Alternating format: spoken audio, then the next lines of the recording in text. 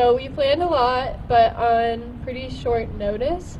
So firstly, we just want to say thank you to all of our youth voices who came out today, because we're kind of changing the structure of this strike a little bit. Usually we do like speakers and things like that, but it was getting a bit monotonous. So we have youth voices from the community who are speaking today, and we're super excited to have all of them. And I'd like to add that while strikes are amazing and we love being able to come together in such a visual way, what's just as important is the work that goes on in between. So talking to your neighbors, registering people to vote, voting, and speaking in front of the city council, contacting legislators, that's just as important as striking. And we want the action to continue. So this event has been organized by the collective group of youth climate organizations. So we have NC Climate Strike, we have Earth Uprising Charlotte, Sunrise Movement Charlotte, and Extinction Rebellion Youth Charlotte. And now Mariella Stevens is going to read the land acknowledgement.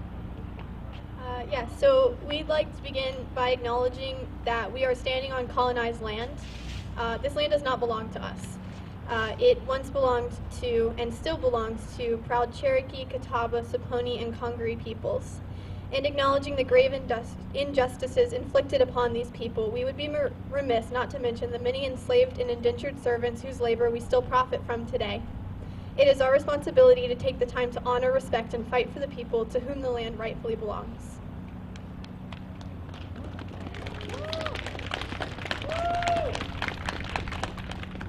We'd also like to clarify again that all of the organizations that helped organize this are nonpartisan, and that we do not endorse any one singular candidate. So any people that you see that are endorsing a specific candidate, they are doing that individually. So yeah, and then please welcome Lucia Paulson and Kaya to the stage.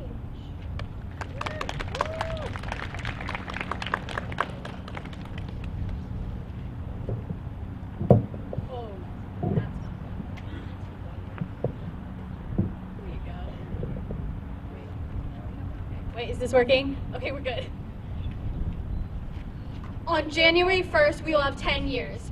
In 10 years, I will be 23 years old. In 10 years, I will sit inside my room, numb, wishing my childhood could have been more carefree. In 10 years, I will be at a party celebrating the past decade's progress. I will blame it on the boomers, Gen X, millennials, and myself. We will be celebrating the passage of the Green New Deal. I will insist they ignored us. Their opinions favored over facts. In 10 years, I will attend COP36, the final UN climate conference, a week of celebration. In 10 years, my world, the world, will be in shambles. In 10 years, the reality that the world is doomed will be one of the past. In 2050, I will be 43 years old. In 2050, I'll remember CIAP, thinking about how most of the implementation goals were set to be reached by then. I will take my kids to see a documentary on climate activism. I'll proudly tell them what we did. I'll think about how far off we were. In 2050, I'll explain what methane smelled like, and I'll tell them what plastic bags and straws felt like. In 2050, I will wish it was 2020 again, so that we could have changed more legislation. As a child of the urban revolution, I will make comments on how many trees there are and how sustainable the houses are now. My kids will laugh, thinking about how old-fashioned I am. I will hide in my basement during the most extreme hurricane my town has ever felt. I'll remember the last time there was an extreme hurricane, just over 10 years ago. Little will I know that this is the last time I will hide. This hurricane will be too strong. My life will be washed away in an instant. I'll grow old, content with my life. We will have reversed the climate crisis. I will always think that we should have cared more. I'll be glad we cared more. This is my future. Now you must choose yours. Thank you.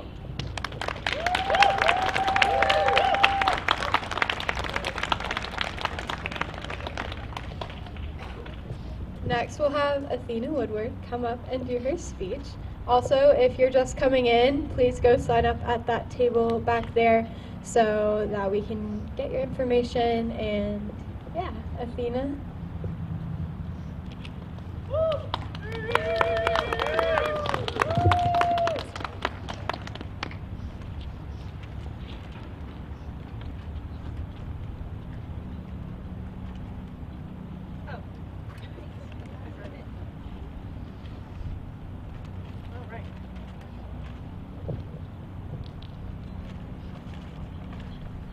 We live in a strange world where children must sacrifice their own education in order to protest against the destruction of their future. Where the people who have contributed the least to this crisis are the ones who are going to be affected the most. Greta Thunberg. My name is Athena Woodward, and I'm a 13-year-old student at Charlotte Preparatory School. I recently had the opportunity to attend the climate strike with Mary Ellis and Greta Thunberg, as many of you probably were as well. I am privileged to be here today, speaking with the mass of youth outraged due to the current climate crisis. These same young people are the ones teaching politicians what is best for our world, and that is not our job. We should not have to be the ones educating adults, but here we are. Some extremely influential people, including our president, have called climate change a hoax. The current administration is denying the rapid changes to the climate that will prove to be ruinous to our Earth. Promises made by politicians or people in power are rarely seen to fruition, and they expect us to forget that they ever pledged to help. What some people fail to realize is that slow, systematic change is still change. It is still a gradual decline of life on Earth, no matter how fast it happens. A train wreck in slow motion is still a train wreck. Just because it takes time to happen does not mean it's not a catastrophe. We all know about carbon emissions and how destructive they are to our environment. To help battle climate change, we need to not only decrease fossil fuel emissions, but also those from agriculture. The meat industry, especially beef, is detrimental to our Earth. An example of carbon emissions is when a cow releases methane. They can release between 70 to 120 kilograms of methane each year. Methane is a greenhouse gas that is more harmful than carbon dioxide. The negative effects of methane are 23 times higher than CO2. The agriculture industry has been reported to be the most harmful producer of greenhouse gases, even more so than those due to transportation. Livestock now uses 30% of the Earth's entire land surface. Think about how much that is. In 2018, the U.S. produced 27 billion pounds of beef. This year, it could set a record by producing even more. All right, so what can we as young people do about this? Little things like meatless Mondays and going vegan/vegetarian do in fact make a difference. This helps reduce your carbon footprint and conserve precious environmental materials that our Earth needs to replenish. No impact is too small, and any change you pledge to make will foster positive environmental growth. Thank you.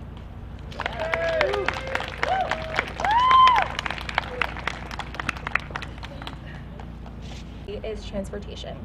There's no avoiding cars, buses, planes, and boats. We don't have everything we need within walking distance or biking distance. But one of the easiest things to do for the Earth is to walk, bike, use public transportation, and carpool. Did anybody use any of those methods today? Did anybody Yes! Okay. We recommend trying out local shops or planning out time to walk. It can actually be a great self-care practice. Combining errands is also great. Make time for yourself to hit as many destinations as possible in one day. Making smaller trips can use twice as much fuel. Better for the Earth and better for your wallet. Up next are Kate Lewin and Ilan Sobeksky. Oh.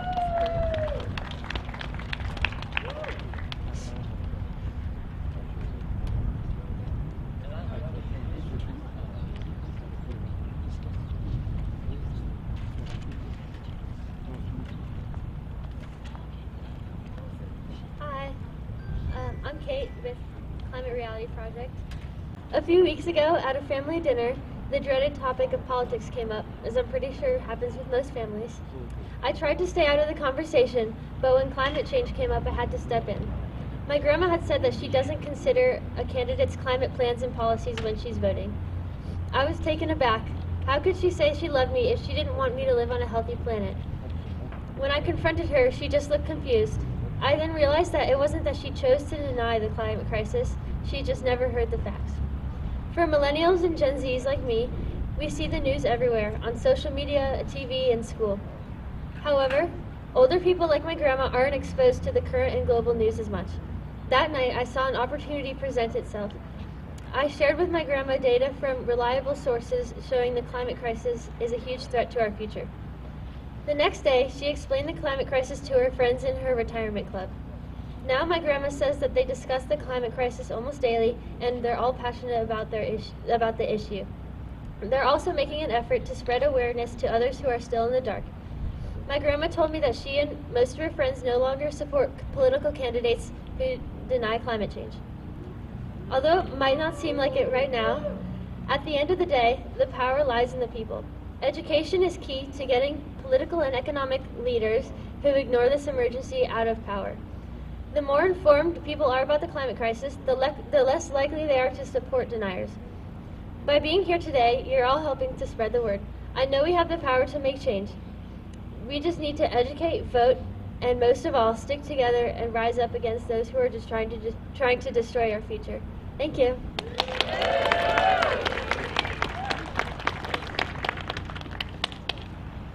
Okay, next we're going to have Ilan Sokolovsky-Hall, and he has a speech, and he's going to be amazing. We love Ilan. He's one of our organizers. Hey, okay, so I just want to start off with an apology to my math teacher for working on this during her class. Yeah, sorry, Ms. Crummell. Okay, yeah, so some of y'all might know today is the 5th day of the COP25, which is an international summit to make sure that the Paris Agreement is... Okay. Today is the 5th day of the COP25, which is an international summit making sure that the Paris Accord is implemented. According to the website I looked at, more than 26,000 people are going.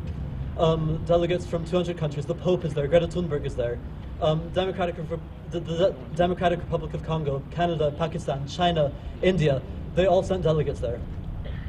The White House, it did send a delegation, but it sent a couple of low-level diplomats to protect U.S. interests as it withdraws from the Paris Accord. So, yeah, just that happened. Okay, in 2012, going way back, the North Carolina General Assembly passed a bill banning the use of sea level rise and climate science as part of coastal development. And then last year, when Hurricane Florence hit and killed 50 people, it caused $3 billion in damages, at least in North Carolina alone, in areas that had unchecked development, in part because of this bill. And then in Charlotte, earlier this year, our very own Mayor Vi Lyles dissolved the Environment Committee because... Thank you. It's okay, she only did that after she saw what good work it did, like making a law to reduce our emissions by 83%. And so all of these things, they're all decisions made by people we've elected to put in charge of us. And the thing is, we elected them in, we can vote them out. If we don't like how Vi Lyles thinks that 83% is enough, we can vote her out. If we don't like how the North Carolina legislature disregards climate science, we can vote them out. And when North Carolina Senator Tom Tillis is up for re-election next year, after not only being part of the Senate that refused to ratify the Paris Agreement, but signed onto a letter with 21 other senators telling Trump to withdraw from it, we tell him he does not represent us and we vote him out. And when the President of the United States, the supposed leader of the free world, tries to force us to use more coal, to pollute more, to use more cars, and he starts an open war against science and a war against our futures, North Carolina's a swing state. We vote him out.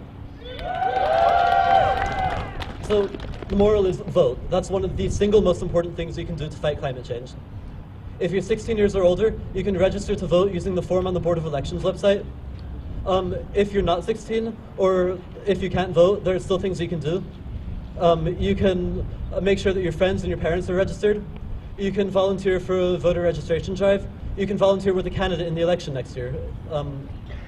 Yeah, our government isn't treating climate change like the crisis that it is. It's time to vote them out and get one that does. Thank you.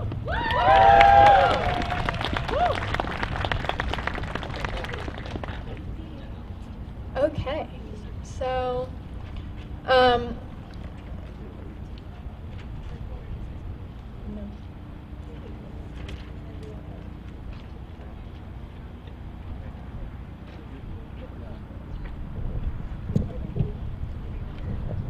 So a little over a month ago, we were honored with the visit of international climate activist Greta Thunberg. How many of you were there for that? Woo! And then a month earlier or so, our movement had an exponential growth. Hundreds of us gathered here for September 20th. Were any of y'all there as well? Woo! But we've been growing and we are continuing moving forward. On May 3rd, there was a few dozen of us here. And March 15th was our first ever global climate strike. And Mary Ellis has been striking for weeks on it. I think this is week 35?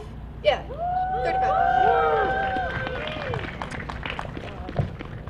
But our movement, as you can see, is we're keeping on growing. Every single global climate strike, we are going to keep growing and keep striking. And so on Earth Day, there are going to be millions of people around the world taking to the streets. We're going to be back here, just keep spreading the word. We will keep striking. Yeah, Earth Day is particularly special because it's the 50th anniversary of Earth Day. And super exciting. And the U.S. as a whole has chosen to strike on Earth Day, the Thursday after that, and then culminate in a big strike on Friday. So there'll be 3 days of events, different events for different interests. But yeah, keep a lookout for that. We're super excited. It's going to be awesome. Yeah. Okay. Something we really want to stress today is the classist element of the climate activism movement and the climate crisis, and that this translates in turn into an issue of race. This is why we strive for not just for policy and reform, but for justice. We know that not every student can skip school or get to this building. Not every parent can afford reusable Ziploc bags. Not everyone can go vegan or buy a bike or shop sustainably. It is completely ignorant and illogical to expect everyone, even a majority, to make these major lifestyle changes. That's why it's important that we focus on those in power, which right now is our government, and perhaps even more so, corporations. We do not target the individual, but often we get asked what we can do as individuals to play our part. Today we want to give some tips on everyday things that you can do to help mitigate the effects of the climate crisis. One big thing, as Athena mentioned, is meatless Mondays. Eating vegetarian for 1 day a week can save water, reduce emissions, and save trees. It may seem small, but statistics show that skipping out on meat for 1 day of the week can save 36 pounds of carbon dioxide from being emitted. Practicing this way of eating also tells companies and big agro that there is less of a demand for meat, resulting in less deforestation, transportation, agricultural production, processing, and waste. Altogether, those add up to make 44 to 57% of greenhouse gas emissions per year, making agriculture the biggest contributor to the climate crisis behind oil. Meal planning and tracking your food waste can also be incredibly helpful and prevent overconsumption. Any foods you don't use can be donated and go to the community. We're going to interject some more facts and tips in between the next few speeches, and we'll ask for any tips that y'all have as well to reduce your emissions. Now please welcome Hadley Starness to the stage.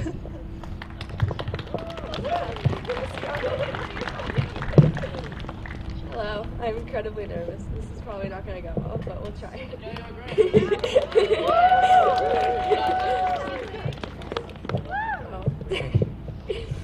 Thank you. Oh, okay. Sounds good. I'd like to start by thanking Extinction Rebellion Youth's Charlotte chapter for allowing me to use this platform to promote change by using my voice. I'm inspired every day by those who do the same, and I'm honored beyond words to be here today. It is overwhelmingly distressing that this matter has become so critical, and even more pitiful that those in power have made the decision to continue to ignore and in some cases suppress this global movement. This ignorance cannot be dismissed as incompetence and must be acknowledged as what it is, sheer greed. When wealth and power are placed over the well-being of this planet and the ecosystems that support its very existence, it is crucial that extreme action is taken. The belief that climate change should be discussed in the future tense is not only negligent, but extremely dangerous. We are on the dire path to mass extinction, and yet it seems that the overwhelming position of those in power is to deride our call to action as hysterical fear-mongering. In a way, this is correct. I'm here, we are here to inspire fear in the hearts of those who continue to abuse and destroy our planet and disregard the welfare of its people for their own profit and prosperity. Climate change is terrifying. The potential of mass extinction as a result of heedless, inconsiderate behavior is worthy of our worry and dread. The price of this obtuse conduct is dangerous in that it obstructs our ability to use social and political action to make rapid, efficient change. The environmental impacts of climate change will eventually lead to immense economic detriment, inspiring disruption amongst democracy, which will inhibit our power to reverse what has already transpired. Current projections for the future state of our planet are horrifying, and the effects will only increase over time. The melting of the polar ice caps will lead to rising sea levels, devastating indigenous peoples who find their life source in hunting animals such as the polar bear, which are endangered species nearing extinction. Floods will disrupt the lives of those living on coastlines, causing indescribable destruction and loss of life. Wildfires such as those ripping across California and Australia will only be worsened by the drastic change in Earth's temperature, only adding to numerous displaced and dead. The Earth's oceans are becoming more acidic with every year due to its ability to act as a buffer for carbon dioxide emissions, which react with seawater to form carbonic acid. This decrease in the pH of the ocean will ravage marine life and result in the continuation of coral bleaching, which ultimately decreases the amount of oxygen available to organisms that rely on it to survive. This list of alarming effects only goes on. Shouldn't this be a cause for fear? Shouldn't our governments, our world leaders, the people we elect into power, be focused on eradicating these issues instead of quieting or outright ignoring our rightful concerns? We can no longer allow our institutions to shut out, to ignore, to censor our pushes for change. Those of us here today, those of us who gather across the globe to propose drastic and urgent adjustments in the way our species treats Earth, acknowledge that this is not our planet and that we do not have a second one to violate in the same fashion. We are running out of time and we must take advantage of what little we have left to instill a new mindset for future generations. And that is it.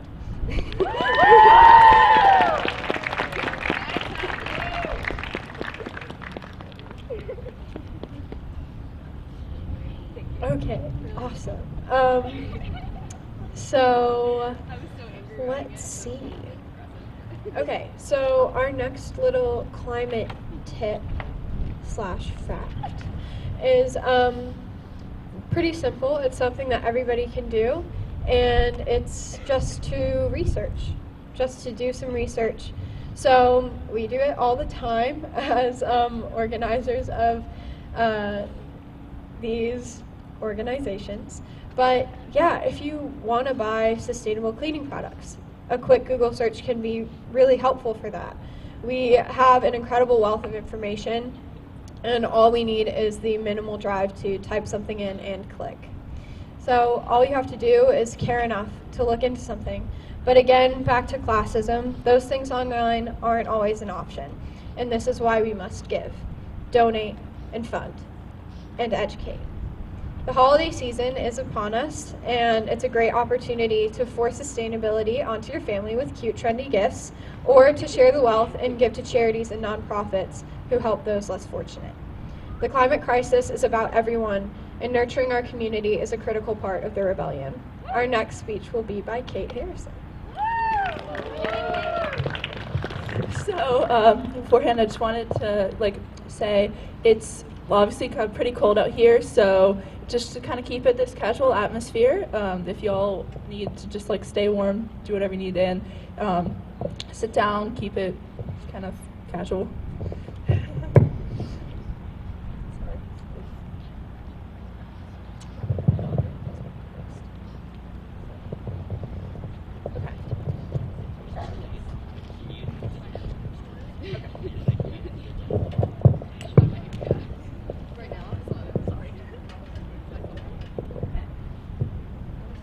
From March 15th to May 3rd, to the hundreds of us gathered at September 20th, to the visit of Greta Thunberg that drew over 1,000 to this plaza, our movement is growing and will continue to move forward.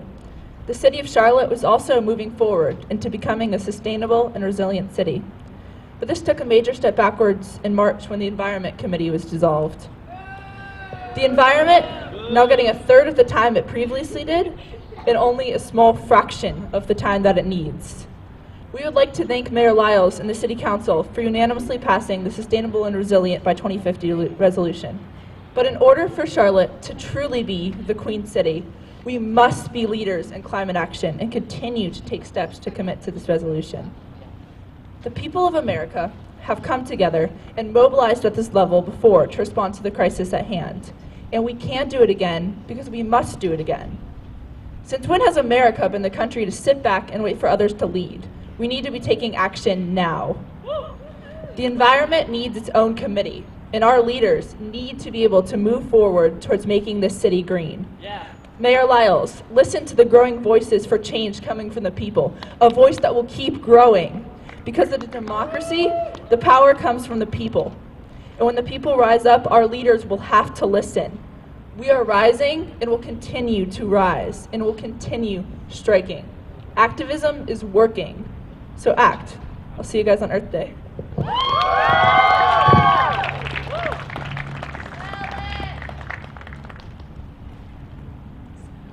Thank you so much, Kate.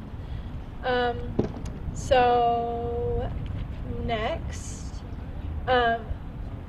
we have another. Oh, actually, we're not going to do that yet. We're going to save that for later. Atha, do you want to come up and speak about Earth Day a little bit?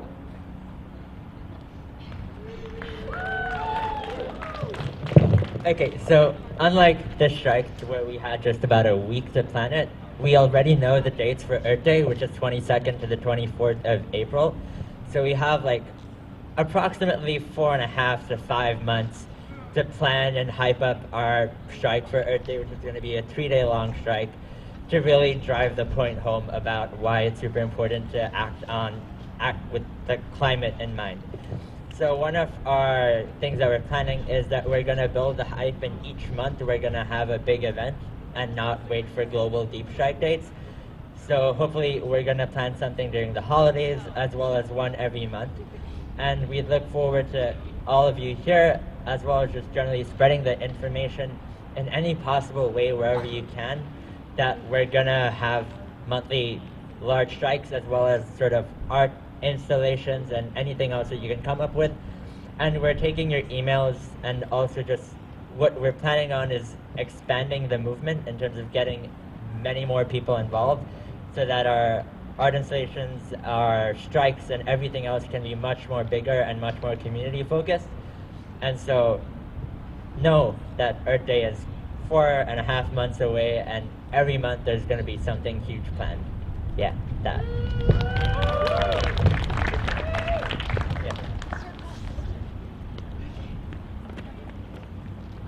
So for anyone who's been here for the past 2 weekly strikes, we've kind of made a circle and initiated discussion that way, and we'd really love to maintain that kind of conversational atmosphere. So if we can kind of like morph into a circle, I feel like it's kindergarten all over again. But yeah, if we can kind of like Don't be circle. scared. Come Yeah.